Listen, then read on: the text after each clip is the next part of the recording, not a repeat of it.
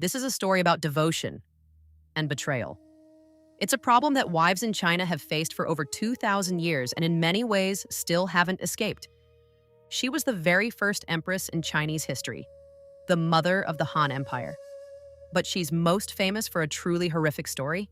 She had her rival's arms and legs chopped off, turned her into a human pig, and threw her in a toilet.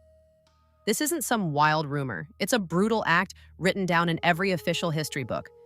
So how does a violent, twisted monster become China's first empress? Or maybe the real question is, what turned her into one? Here's something you might not know. China's first empress wasn't married to China's first emperor. She was married to his enemy, a man named Liu Bang. Back in 221 BC, the first emperor, Qin Shi Huang, had just united China. But he ruled with an iron fist, using harsh laws, burning books, and burying scholars alive. The moment he died, the whole empire just exploded. Warlords, nobles, peasants, everyone was fighting for the pieces. It was an age of heroes, villains, and guys just trying to get ahead. In a place called Pei County, a rich man named Liu Gong moved his family to escape some enemies. And then he did something that shocked everyone. He married his daughter, Liu Ji, to the local precinct chief. This guy, Liu Bang, was already 41. He was born a farmer and had a small-time job, kind of like a neighborhood cop. The history books say he was generous and outgoing, which was basically a nice way of saying he was lazy, hated real work, and loved to party on other people's dime. Even worse, Liu Bang was a terrible choice for a husband. He was 20 years older than Liu Ji, and he already had a kid with his mistress. And Liu Ji. She was from a good family, well-educated, young, and beautiful. So, what gives? The official story is a bit magical. Liu Gong could read faces. He looked at Liu Bang and saw a great future, so he ignored everyone, including his own wife, and made the match. But let's be real. That story was probably made up later to make Liu Bang look good. The truth was likely much simpler. As an outsider, Liu Gong needed protection. His daughter was his bargaining chip, and Liu Bang, the precinct chief, was more than just a cop. In a lawless place like Pei County, he was basically the local gangster boss. Liu Gong wasn't betting on Liu Bang's future. He was buying his present safety and influence. That's why he turned down the county magistrate who also wanted to marry his daughter. An official could be transferred tomorrow. A local boss with deep roots was a sure thing. And Liu Ji was the price. Her life was now tied to this 41-year-old thug. After marrying Liu Bang, Liu Ji immediately stopped being a rich man's daughter. She ran the house and had 2 kids with him. But she quickly learned that the man she married would never give her a quiet life. Soon, Liu Bang got an assignment. Take a group of prisoners to a labor camp. Under the Qin's brutal laws, this was a death sentence. The trip was long, and prisoners kept escaping. Liu Bang knew that by the time he got there, he'd be executed anyway for losing them. So he made a call. He let the rest of the prisoners go, and with a few guys who stuck with him, he disappeared into the swamps. He was now an outlaw, a wanted man. And Liu Ji? Her husband was a fugitive, and she paid the price. The angry magistrate had her arrested and thrown in jail. Just imagine it. She was a lady from a good family, now a prisoner. The history books even say a jailer tried to assault her, and she was only saved by another guard's help. The man she married hadn't brought her honor, he'd brought her shame. She had every reason to hate him, but she didn't. After Liu Bang's friends secretly got her released, she didn't run away. She took care of everything. She stayed at home, caring for their children and Liu Bang's elderly father. She even risked her life, sneaking food and supplies to her husband hiding in the mountains. And she helped him create a legend. They said that no matter where Liu Bang hid, Liu Ji could always find him. He asked her how. She said, "Wherever you are, there's always a dragon-shaped cloud in the sky above you. I just follow the cloud and I find you." This was almost certainly a PR stunt to boost morale. And Liu Ji was in on it. While Liu Bang was still just a wanted man, she was already building his brand as the son of heaven. She was showing the world she wasn't just his wife. She was his partner in crime, the first person to believe in his destiny. She had pushed all her chips to the center of the table. As the empire fell apart, Liu Bang's crew got bigger. He wasn't just a fugitive anymore. He was a rebel leader. But legends don't win wars. He needed a real army. That's when Lu Ji's family put more money on the table. Her two brothers, Lu Zhe and Lu Shiji, joined Liu Bang right away, bringing their own men, money, and connections. They became his top generals. But the toughest guy in the Liu family network was her brother-in-law, Fan Kuai. Fan Kuai was a dog butcher, a tough guy from Liu Bang's hometown, and his most loyal friend. Now married to Lu Ji's sister, he was family. He was Liu Bang's bodyguard and his fiercest warrior. The Liu family became the core of Liu Bang's crew, and soon Fan Kuai would save Liu Bang's life at the most famous dinner party in Chinese history, the Feast at Han Gate. The Qin dynasty was gone. The two strongest rebel leaders, the noble, undefeated overlord Xiang Yu and the clever peasant-born Liu Bang, met outside the capital. Xiang Yu invited Liu Bang to a peace banquet. It was an ambush. At the dinner, Xiang Yu's advisor kept signaling him to give the order to kill. Xiang Yu's cousin started a sword dance, getting closer and closer to Liu Bang. You could feel the tension. Just then, Fan Kuai, Lu Ji's brother-in-law, burst in, fully armed. He shoved the guards aside and stared down the most feared warrior in China. "You're a backstabber," he roared. "Liu Bang took the capital for you, and instead of rewarding him, you're trying to kill him." Xiang Yu, the great overlord, was completely thrown off by the butcher's guts. He awkwardly called off the assassination and even gave Fan Kuai a drink, praising his courage. Liu Bang took his chance. He pretended to go to the bathroom, and with Fan Kuai's help, he escaped the banquet and saved his own neck. The ambush failed and the war was on, a brutal 4-year civil war, and Lu Ji's family kept backing Liu Bang all the way. And Lu Ji, she became, for a time, a spoil of war. In 205 BC, Liu Bang was crushed in a battle at Pengcheng. His massive army was wiped out by a tiny force led by Xiang Yu. Liu Bang ran for his life. In the chaos, Xiang Yu's army captured his family. Lu Ji and Liu Bang's old father were now hostages. In the confusion, Lu Ji's two children were luckily found and put on Liu Bang's escape carriage. But with the enemy right behind them and the horses worn out, Liu Bang, to speed up his getaway, literally kicked his own son and daughter out of the moving carriage. Liu Bang got away, but Lu Ji and his father didn't. They spent years as prisoners in Xiang Yu's camp. During that time, something even colder happened. To make Liu Bang surrender, Xiang Yu dragged his father to the front line. He set up a giant pot and yelled, "Liu Bang, surrender now or I'll boil your father alive." Across the river, Liu Bang didn't even flinch. He laughed. He yelled back, "You and I are sworn brothers, so my dad is your dad. If you're really going to boil our dad, then please send me a bowl of the soup." Xiang Yu was so disgusted by his shamelessness that he didn't go through with it. Lu Ji in that prison camp must have heard these stories. Her husband, to save himself, had kicked her children out of a carriage. Her husband, to win a war, had joked about eating his own father. She must have finally understood a cold, hard fact. In this game, she was nothing. Her kids were nothing. All her sacrifices meant nothing. The only person she could count on was herself. The war went on, and Liu Bang got stronger. In 203 BC, during a short truce, Xiang Yu finally let Lu Ji and Liu Bang's father go.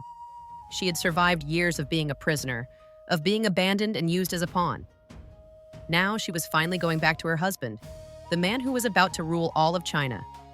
Maybe she hoped for a warm reunion, for some kind of apology. What she got was the ultimate betrayal. She got back to camp and found she'd been replaced. Her husband had a new woman, a young, beautiful consort who was a great singer and dancer, Lady Qi. The history books say Liu Bang was obsessed with Lady Qi. They were always together. Wherever he went, he would take his consort with him.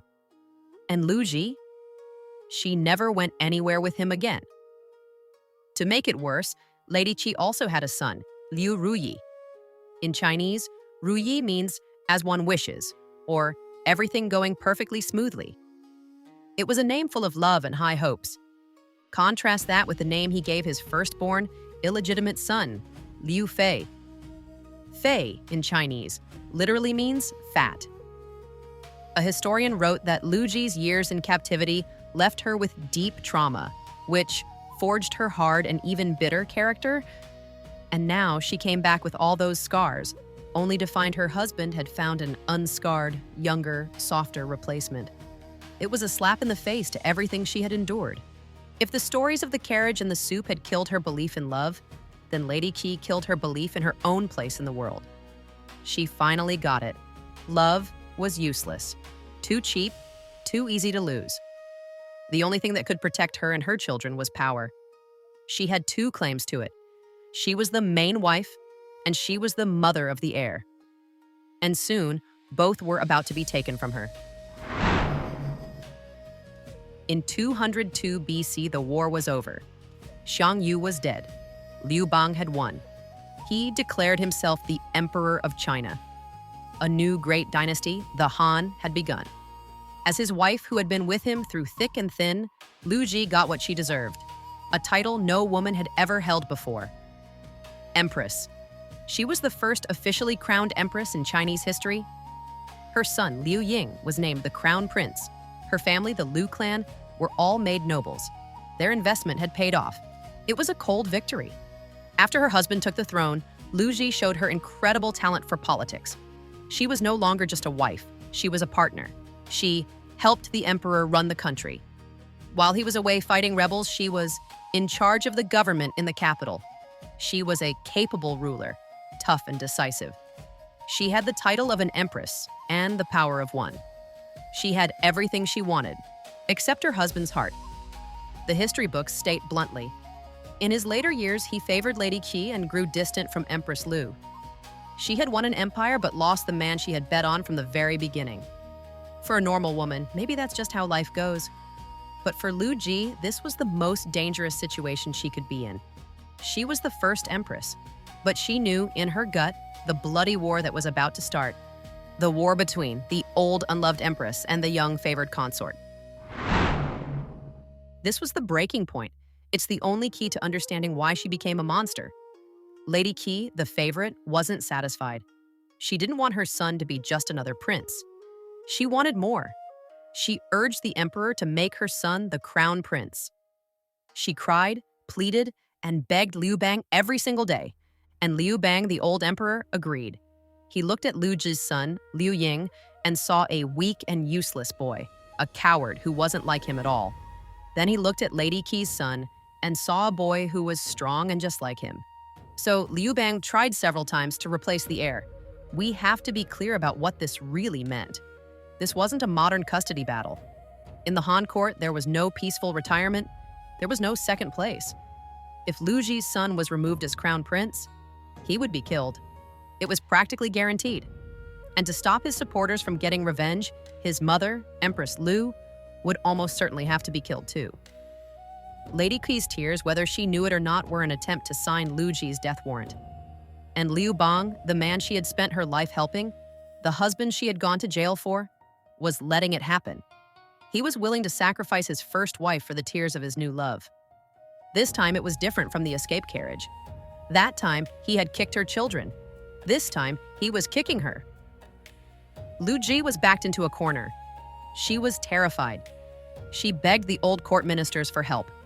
They stood up for her, mostly out of respect for tradition. One of them, Zhou Chang, even stammered at the emperor, I may not be a good speaker, but I know this is wrong. If you replace the crown prince, I will stop taking your orders. Liu Bang thought his stuttering was hilarious. He just laughed. He ignored them all. At that moment, Lu Ji had no one left. Her husband was her enemy. The ministers were powerless. The lesson she should have learned years ago was back, and it was more brutal than ever. No one was coming to save her. She had to save herself. If Liu Bang's excuse was that the crown prince was too weak, then Lu Ji's next moves were a message to him and the world. My son might be weak, but I am not. She would show them who was really strong. She would use blood and steel to save her son's future. Her first target was Han Xin, one of the 3 great heroes who founded the dynasty. He was the military genius who had won the war for Liu Bang, which was exactly why Liu Bang was terrified of him. At the time, Liu Bang was away fighting a rebellion. Han Xin had stayed behind, claiming he was sick.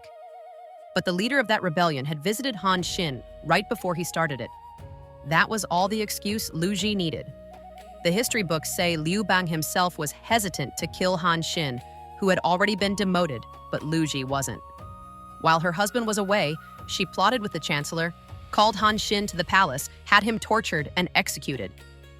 When Liu Bang got back, the deed was done. He said nothing. Maybe he thought, the man I was too soft to kill, my wife killed for me. Lu Ji had shown him her political value and her cold-bloodedness. But it wasn't enough. Her second target was another hero, Peng Yue. He was also accused of treason. This time, Liu Bang went easy on him, just stripping him of his title and sending him into exile. But then, something dramatic happened. On his way out of town, Peng Yue ran into Empress Lu. Peng Yue thought she was his savior. He fell to his knees, crying, begging her to speak to the emperor for him. Lu Ji smiled kindly. She pretended to agree. She brought him back to the capital. Then she secretly ordered one of his own servants to frame him, to claim he was still plotting a rebellion. With the empress's push, Liu Bang signed the death sentence. But Lu Ji again turned the execution into a horror show. She ordered Peng Yue's body to be chopped into a paste, salted, and then sent in jars to all the other nobles in the empire. This human jam was a warning. It was Lu Ji telling every ambitious man in the land, "This is what happens when you cross me and my son." It was also her telling Liu Bang, "The dirty work you can't do, I will. The men you can't kill, I will. You thought I was weak. Now you see who's really tough." This was the dress rehearsal for the human pig. She was already an expert at using terror as a political tool. Lu Ji had proven she was tough, but it still wasn't enough. Her husband, Liu Bang, still wanted to replace the crown prince. He was dying. He felt he was running out of time, and he was more desperate than ever to put his favorite woman and her son in power. Lu Ji was terrified. Violence and threats didn't work on her husband. She needed a smarter plan. In desperation, she went to Liu Bang's most trusted advisor, the sage of strategy, Zhang Liang. She begged him for help. But Zhang Liang told her, "The emperor's mind is made up. Even I can't change it." But then, he added, "There are, however, 4 men the emperor deeply respects, the 4 Whiteheads of Mount Shang." They were 4 legendary wise men who, disgusted with the wars and politics, had hidden themselves away in the mountains, vowing never to serve any ruler. Liu Bang had personally tried to hire them, but they had turned him down. Zhang Liang's plan was simple.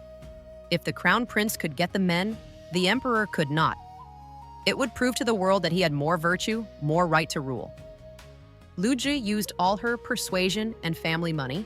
She did what Emperor Liu Bang could not. The 4 hermits, moved by her sincerity, agreed to come out of hiding. The final showdown came. Liu Bang was holding a banquet at the palace. He was going to announce the change of heir that very day. The crown prince, Liu Ying, walked in. Liu Bang looked at his weak son, and then he froze. He saw the 4 men following him. They had white hair and white beards. Liu Bang was shocked. "Who are they?" he asked. The 4 old men came forward and introduced themselves. When Liu Bang heard those 4 famous names, the names of the men he wanted but couldn't have, he knew everything. He knew he had lost. After the banquet, he called Lady Qi to his side and told her the words that sealed her fate. "I can't make your son the crown prince anymore. The heir now has the support of those great men. His wings are fully grown, he can't be touched. From now on, Empress Lu is truly your master." This was Lu Ji's victory. She hadn't won with her husband's pity or the loyalty of ministers. She won with her own strength, her own terror, and her own brilliant strategy. She wasn't just the empress, she was the master of the game. The history books say that after the 4 old men left, Lady Qi began to cry. Liu Bang tried to comfort her. "Dance for me," he said, "and I will sing for you." In one of the last moments of his life, the great founding emperor looked at the woman he loved, the woman he could not protect, and sang a song of bitter defeat. It's known as the Song of the Great Swan, his swan song. Our artistic team has interpreted it as a bilingual musical recitation so that we may feel what the emperor felt in that moment. 鸿鹄高飞，欲举千里，予以何依旧横绝四海，横绝四海，本可奈何？水有沉着。上岸说是水有沉着，上岸说是。A great swan soars on high, its wings beat strong, 1,000 miles it flies, where it belongs, its feathers grown, its pinions brave and bold, across 4 seas, a story to be told. Across 4 seas, what power can now contend? What hunter's arrow can the heavens send? Your silken string is drawn. Your aim is true, but tell me, hunter, what is there to do? The great swan was the crown prince. The wings were the political shield Liu Ji had built for him. And the hunter, with his bow and arrow but no target, was Liu Bang himself. The founding emperor was using his last breath to admit defeat to his wife, his enemy, Liu Ji. But his final moments of love, his final tears, his final comfort, were all for another woman. In 195 BC, Liu Bang died, and the loyal wife he had married also died. The tough hostage died. The smart politician had won. And the woman who had been denied all love, all trust, all ways out, was finally free of her last chain. Now it was time for Lady Qi and her son, Liu Ruyi. The stage was finally perfectly cleared for the monster to emerge.